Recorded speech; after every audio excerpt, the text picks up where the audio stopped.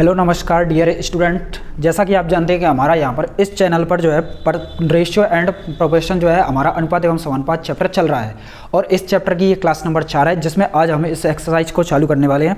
Exercise है हमारी 12A। इसका पहला सवाल है, स्क्रीन पर देखिए। यदि A अनुपात B बराबर 3:2 हो तथा B अनुपात C बराबर 3:4 हो तो A अनुपात C ज्ञात कीजिए।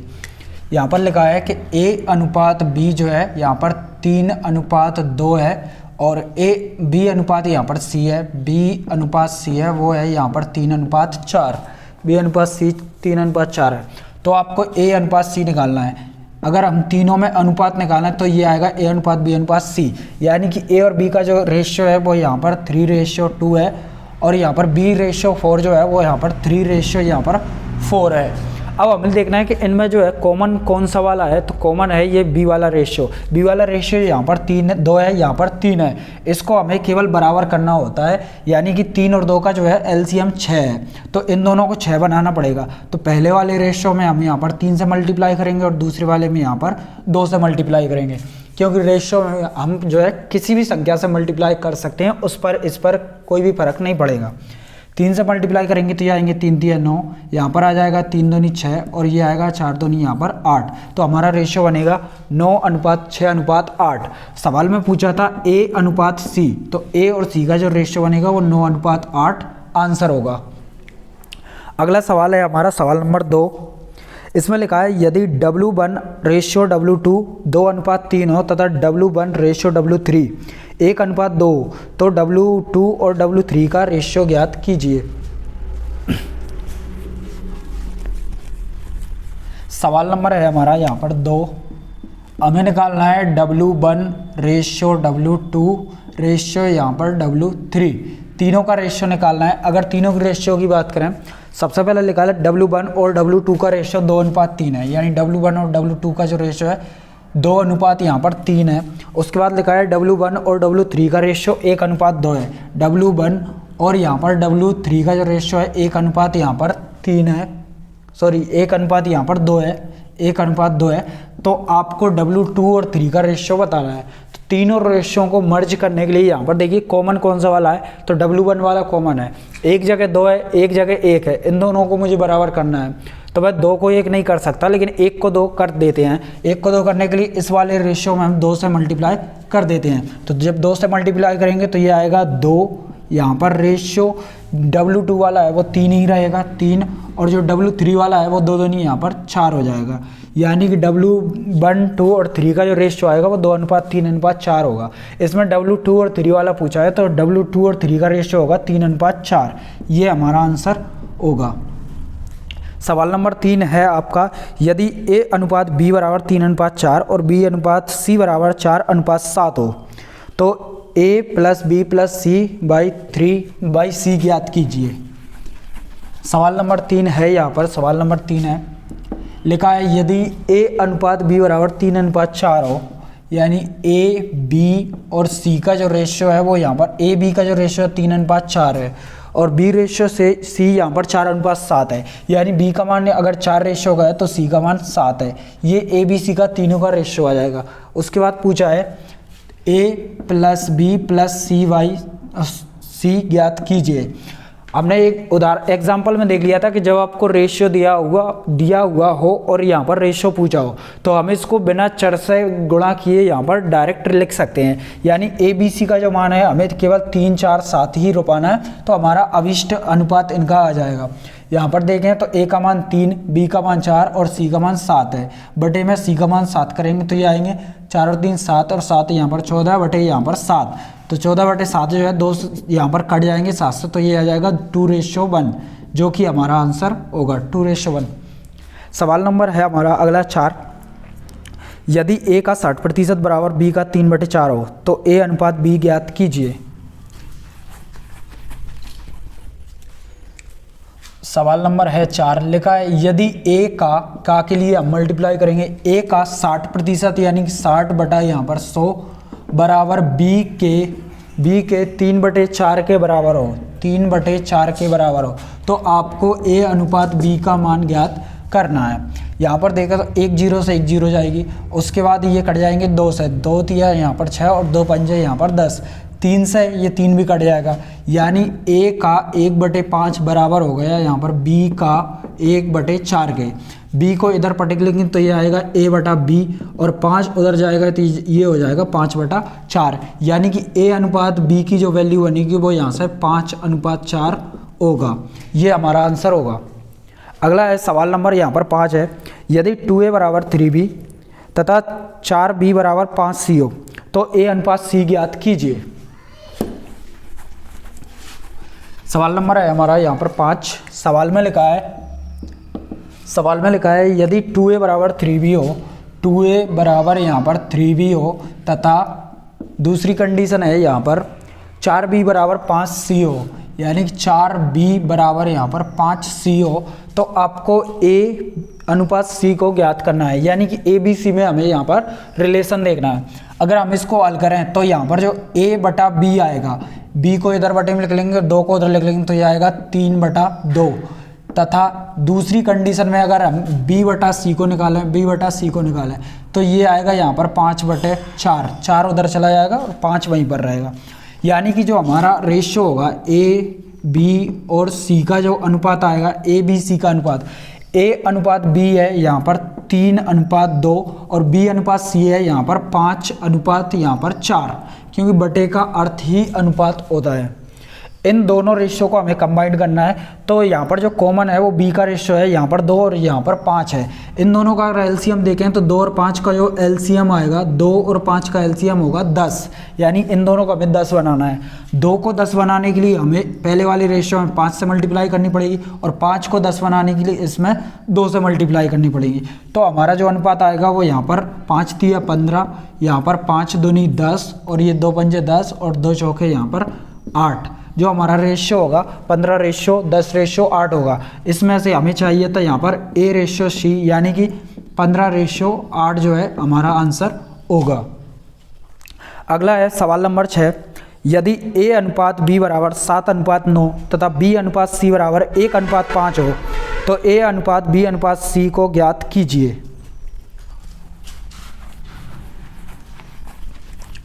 सवाल नंबर है 6, इसमें लिखा है, सवाल नंबर 6 में लिखा है यदि a अनुपात b बराबर 7:9 हो तथा यहाँ पर b अनुपात c बराबर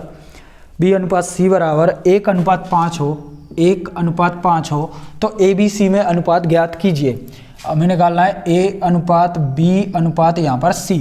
a और b का जो अनुपात है वो यहाँ पर 7:9 है और b और c का जो अनुपात है वो यहाँ पर 1:5 है।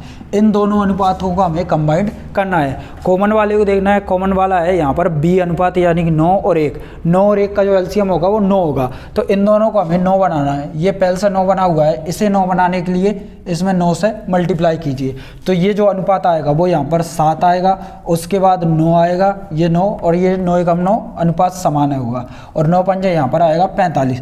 तो ए बी सी का जो रेशियो होगा वो 7:9:45 यानी 45 होगा। अगला है सवाल नंबर 7, यदि a अनुपात b बराबर 5:7 हो तथा b अनुपात c बराबर 6:11 हो तो a b c का अनुपात ज्ञात कीजिए। सवाल नंबर है 7। सवाल में लिखा है यदि a अनुपात b बराबर यहाँ पर 5:7 हो तथा यहाँ पर b अनुपात c बराबर यहाँ पर 6:11 हो तो आपको a अनुपात b अनुपात c को ज्ञात करना है। a और b का रेशियो है यहाँ पर 5:7 और b और c का जो रेशियो है वो है यहाँ पर 6 और 11।